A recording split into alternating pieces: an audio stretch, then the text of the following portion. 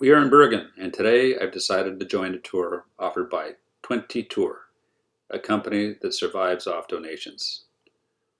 We're supposed to meet up at the Musique Pavillon at 11 o'clock. From there, we are to tour the Bergen Fish Market, which has supposedly been in existence since the 1200s. It is one of Norway's most visited outdoor markets.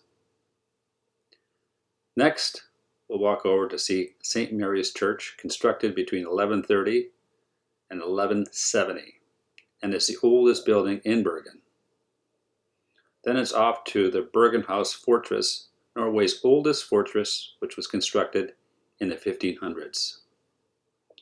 We then move on to the Hanseatic Museum, which is listed as a UNESCO World Heritage Site. The museum illustrates how Hanseatic merchants lived, worked, and made their mark on Bergen over the course of 400 years of fishing and trading in cod.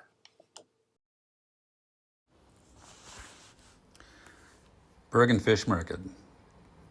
The fish market has a charming location in the heart of the city between the fjords and Bergen's 7 mountains. The fish market in Bergen has, since the 1200s, been a meeting place for merchants and fishermen. The market in Bergen has existed since the 1200s and has since been one of the most important places for trade between fishermen, farmers, and the inhabitants of the city. The Hanseatic League, a medieval association of North German cities formed in 1241, came to Bergen in the 1300s. Until the 1500s, the local merchants continued to trade in the Bergen area, but in 1541 a demand was put forward to move the market to prevent the Hanseatics from gaining too much power over the city's most important trading places for the citizens of Bergen. In 1556, the fish market had to move into the interior part of Bergen and established itself as a central trading venue in Bergen.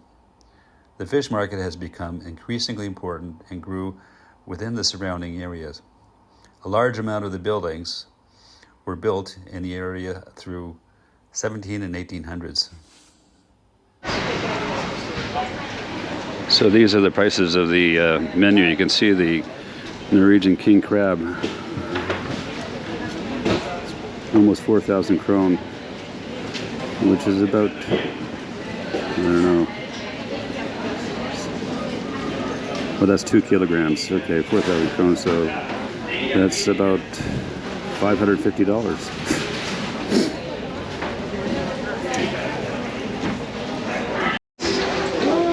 Atlantic. Wild Atlantic. Wild salmon local. Yeah. You can see the farm and the wild. You still farm salmon here? Sorry? You still farm salmon here? Yes. Open nets? Not open it. So yeah, quite amazing.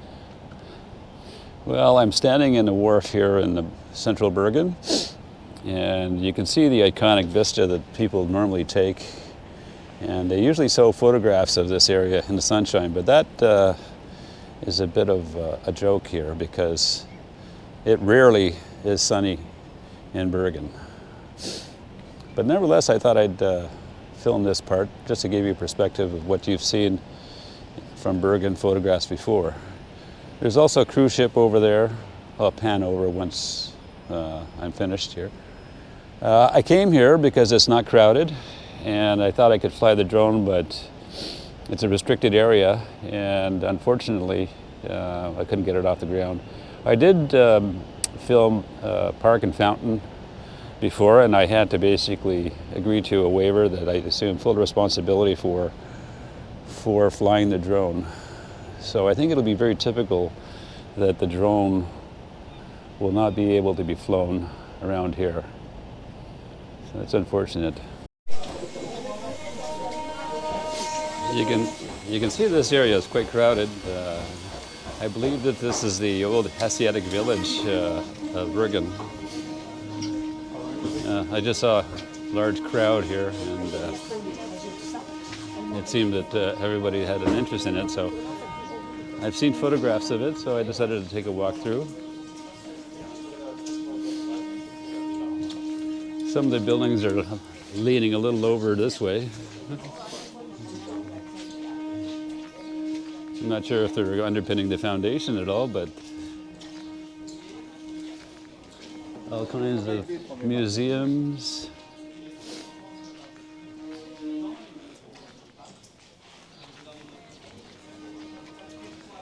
Tour groups. It's just chock-a-block full of tourists.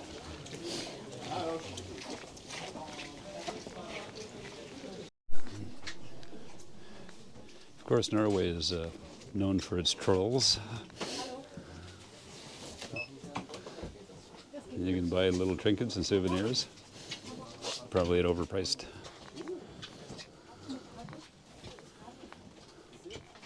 Reindeer.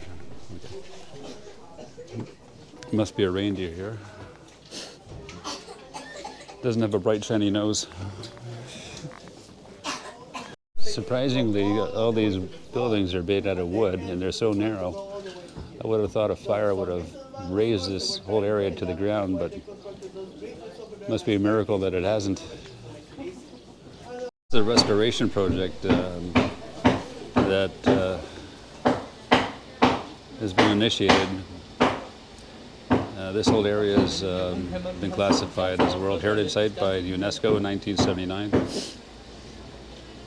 There are over 62 buildings here.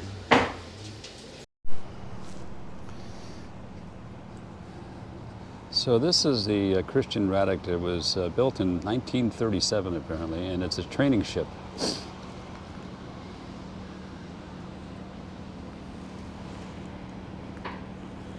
It was built in Sandefjord, Norway. The owner is the Christian Radich, and it's a training established as a training foundation. It's about 62 meters long. They offer cruises for about 12,300 Norwegian kroners. That's about, how much is that? 12,300? It's probably about $1,500, thereabouts. I could be wrong. Anyway, if I am, I'll let a footnote. What a beautiful tall ship. I'd hate to climb up to the top with my vertigo.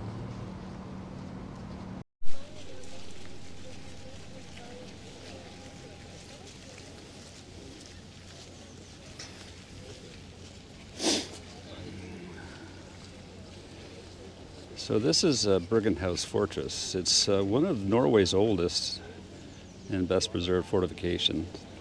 The fortress has a long history as a royal seat, episcopal see, and military seat of power. The area, which today makes up the central area of the Bergen House Fortress, are the grounds within the ramparts originally known as Holmen and Kogen and Sversborg. In the 1700s, these three areas were consolidated into one vast military fortifications, with the ramparts across Kogen joining Holmen and Sversborg together. The ramparts at Kogen were eventually torn down in 1809. The building of the fortress at Bergen House began in the early 1500s, and the fortress was continually reinforced during the 1600s. The only time it was under siege, however, was some years prior to this on August the 2nd, 1665. A large flotilla of Dutch ships sought refuge in a neutral harbor of Bergen when being pursued by English warships. When the English launched the attacks, Bergen House offered strong resistance. The battle didn't last long and became known as the Battle of Bergen. During the Second World War, Bergen House was again put into service, this time by the German occupying force, who used it as their western headquarters. The reinforced bunker, the center of the fortress grounds, was built by Soviet prisoners. An accidental explosion at Bergen on 20th of April 1944 caused major damage to the oldest buildings in Bergen House. As soon as the Second World War ended, the Norwegian government initiated work on restoring and preserving the area for prosperity. Here's a depiction of the battle that I had earlier said that when the Dutch sought sanctuary in the Bergen harbor here. These are the English ships, and these are the Dutch ships. Apparently, the English ships fired volleys, and they only made minor damages. They only killed maybe 6 or 7 people. The fortress basically fired on the English ships, and they basically killed about 112 men and 309 wounded. The English basically surrendered. 3 weeks later, the 3 Dutch ships arrived to escort the East Indian Fleet home. When the ships were ready for departure, the marine draftsman William van de Belt was being rowed around the harbor in order to make sketches and record eyewitness accounts. These form the basis of the later depictions of the battle, shown in the illustration over here. Well, I'm at the top of the fortress, and these are the ramparts here. And you can see how small the Bergen harbor was, and based on the illustration over there, they didn't have their enemies too far. It was only like 300 meters. So, nice perspective of the Bergen harbor.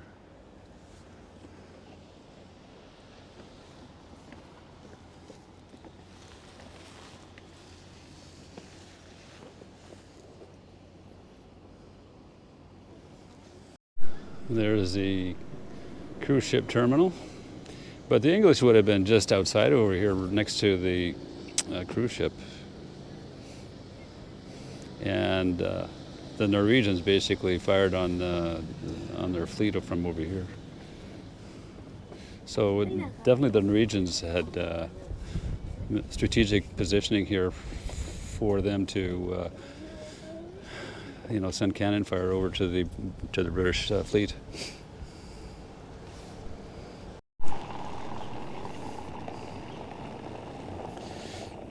So St. Mary's Church is the oldest existing building in Bergen, and it was probably built between 1130 and 1170. The church was ravaged by 2 great fires which swept Bergen in 1198 and 1248. The church has been in continuous use since early medieval period. The church has recently been restored over a 5-year period and reopened in June 2015. The previous largest restoration of the church was in 1860s. St. Mary's Church is a basilica. In other words, the body of the church is divided into a lofty nave and 2 lower side aisles with separate roofs.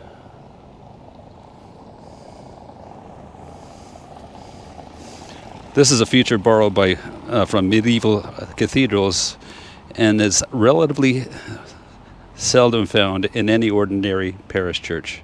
The 2 towers must be original, though they must have been repaired after the fire in 1248.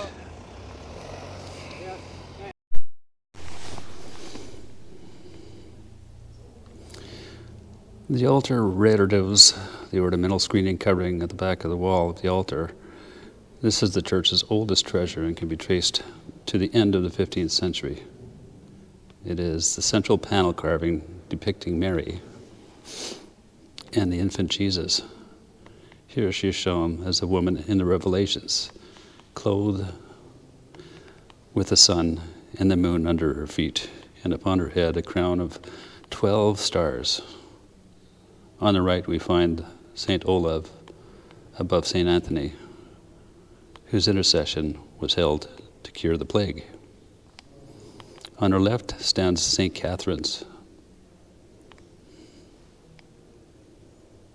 and with her sword and wheel above the St. Dorothea. On the side panels we see all the apostles except Judas, but including Paul.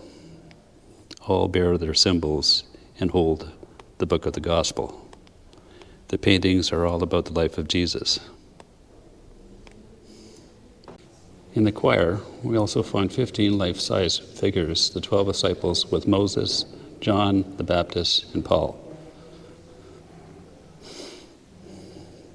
They're from 1634.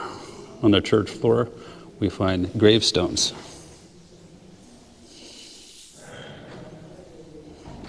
These stones, collected from all parts of the church, were laid down in the choir in the 1930s. Against the south wall stand a choir stall from 1589, and the lectern bearing a Bible printed in Nuremberg in 1692. The pulpit and the staircase are divided into panels by richly decorated columns. Here we find 8 of the 9 original cardinal virtues represented by women with various attributes. Pendant with a pelican, prudence with a snake, the naked truth,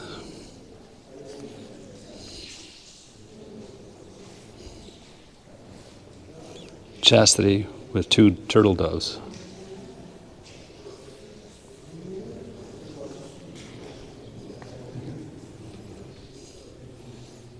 Patience with a lamb.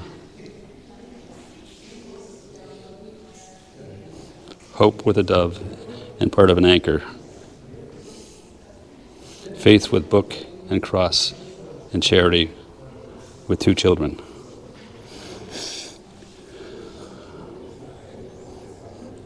The new organ of St. Mary's Church was built by Windus Orgelbau from Helfenthal in the Eifel area of Germany. It has 31 stops on 2 manuals and pedals. The organ facade was designed by the Swedish architect Ulf Odsius. The instrument was built in 2014-15, and the inauguration took place during the reopening of St. Mary's Church on June 20th, 2015.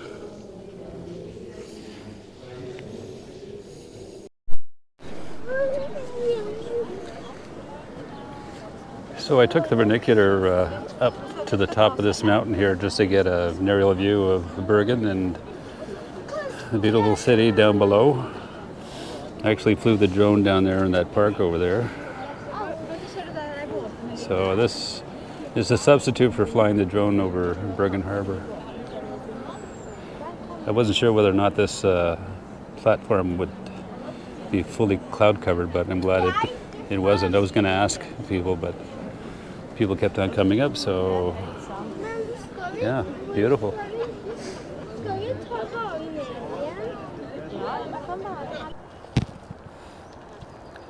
So you can see that some of the tree bark on these trees are missing, and they've got cashmere goats here that feed on the tree barks.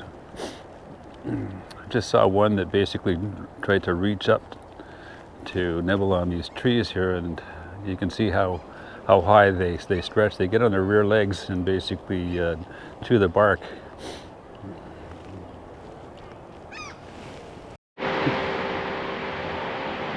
Well, that's it for me. It's been a long day. I traveled maybe about 10 kilometers of walking around near the city of Bergen, and it's been very informative. The history might be a little dry for you, but nevertheless, I always enjoy reading and understanding the history of other countries. Anyway, I decided to not go on a tour with the Guru Walks because I think I covered most of the stuff that they were going to do anyways. So I decided to have an early exit tonight, and it was very informative. I've enjoyed Bergen. I've enjoyed meeting total strangers, actually tourists, and it's a city that I would recommend visiting. So hopefully you haven't found it too dry, but informative, and thanks for watching. We'll see you tomorrow.